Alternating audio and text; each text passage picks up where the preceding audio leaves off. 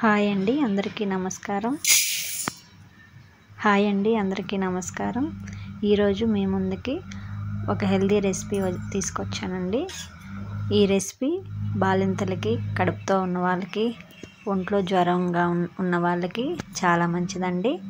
ఈ రెసిపీ కోసం ఒక గ్లాస్ పొట్టు మినపప్పు, పావు గ్లాస్ బియ్యం నానబెట్టుకోవాలి. 8 hours నానబెట్టుకోవాలండి. ఇలా 8 hours నానిన తర్వాత ఈ పొట్టుపప్పుని చాలా ఈజీగా క్లీన్ చేసుకోవచ్చండి. మనం ఇవి క్లీన్ చేయడానికి చాలా వాటర్ పడితే, అలా ఎక్కువ వాటర్ లేకుండా ఇలా నానిన వాటిలో ఇంకొంచెం వాటర్ పోసుకొని వాటర్ పైన ఇలా బాగా కలిపి చేత్తో ఇలా అంటే పొట్టు వరకే వస్తుందండి. అసలు పప్పులు రావు, పై పొట్టు వరకే వస్తుంది. చాలా ఈజీగా త్వరగా అయిపోతుంది. మీకు తెలియకపోతే ఇలా ట్రై చేయండి. పొట్టుపప్పు కడగటం చాలామందికి కష్టంగా ఉంటుంది, అందువల్ల అసలు పొట్టుపప్పు వాడరు. ఇలాగ ఈ ప్రాసెస్లో క్లీన్ చేసుకుంటే చాలా త్వరగా అయిపోతుంది. ఇలా మొత్తం క్లీన్ చేసుకున్న తర్వాత మినప్పప్పు, బియ్యం రెండు కలిపి మిక్సీ పట్టుకోవాలి. ఇదిగోండి ఇలాగా క్లీన్ అయిపోయినాయి. ఇప్పుడు వీటిని మిక్సీ పట్టుకుందాం.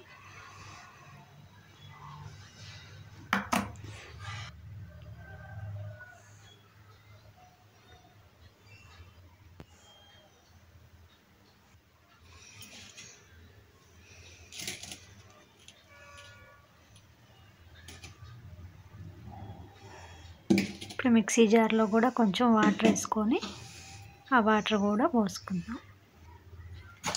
దోస పిండి కన్నా ఇంకొంచెం తిక్కుగా కలుపుకోవాలండి. మరి ఎక్కువ జారుగా ఉండకూడదు. కొంచెం సాల్ట్ వేసుకొని కలుపుకోవాలి. ఈ పిండిని 2 పద్ధతుల్లో వేసుకోవచ్చండి. అస్సలు ఆయిల్ వాడకుండా ఆవిరి మీదే ఉడకబెట్టుకోవచ్చు. 2 ప్రాసెస్ చూద్దాము. ఇందులోకి టమాటాలు, పచ్చిమిరపకాయలు, పచ్చి కొబ్బరి చట్నీ బాగుంటుందండి. మీకు ఒంట్లో బాగాలేనప్పుడైతే ఇందులోకి వెల్లుల్లి కారం, ధనియాల కారం అవైతే తినొచ్చు. ఇప్పుడు మేమైతే టమాటా చట్నీ చేసాము. బాలింతలకి, బాగలేని వాళ్ళకి ఇలా కారపొడితో చేస్తారు. ఇందులో కొంచెం చింతపండు, వెల్లుల్లి, ఉప్పు వేసుకొని మిక్సీ పట్టుకుంటే సరిపోతుంది. ఇప్పుడు 2 ప్రాసెస్లో ఒకటి ఇలాగా ఒక గిన్నెలో ఇలాగ వాటర్ పోసుకొని దాని మీద ఒక క్లాత్ వేసుకోవాలండి, కాటన్ క్లాత్.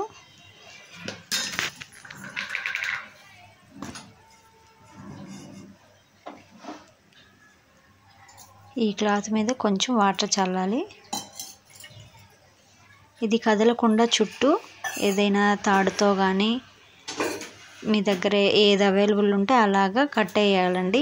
నా దగ్గర ఒకటి పెద్దది బ్యాండేజ్ ఉంటే ఆ బ్యాండేజ్ వేశాను. ఇప్పుడు దీనిపైన కలిపి పెట్టుకున్న పిండి వేసుకోవాలి.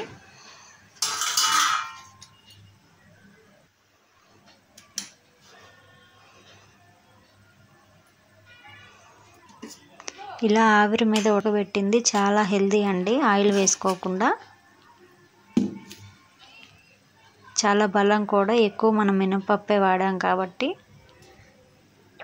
ఎనర్జీ రావడానికి ఎక్కువ ఇదే చేస్తుంటారు వెనకటి కాలంలో.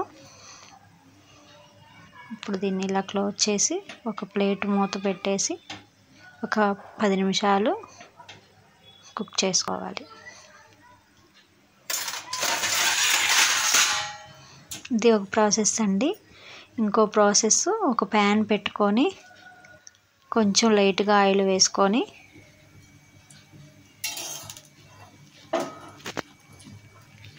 ఆయిల్ ప్యాన్ అంతా అయ్యే వరకు చేసుకోవాలి.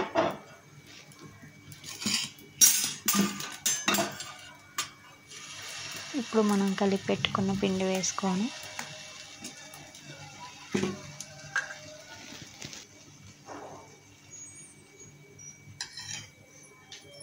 చేసుకోవాలి.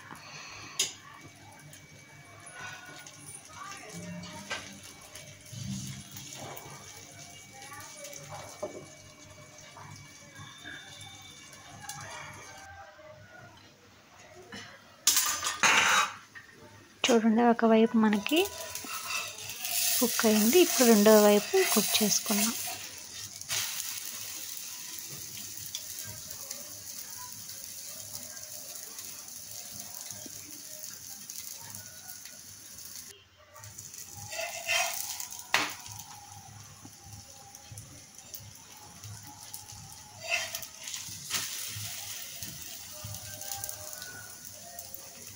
ఇప్పుడు మనకి రెండు వైపులు కుక్ అయిందండి. దీన్ని మనం ఒక ప్లేట్లో తీసుకుందాం.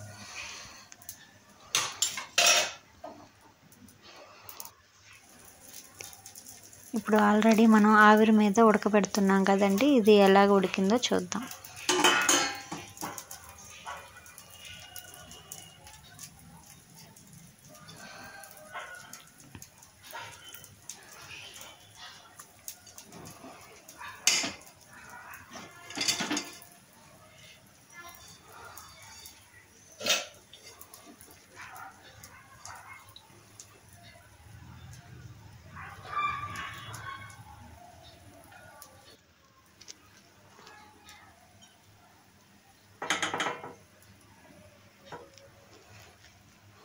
చూడండి ఇడ్లీ లాగా చాలా సాఫ్ట్గా మెత్తగా అయింది.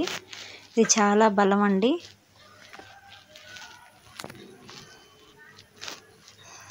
ఇలాగా రెండు పద్ధతుల్లో మనం చేసుకోవచ్చు ఈ పిండిని. Thanks for watching.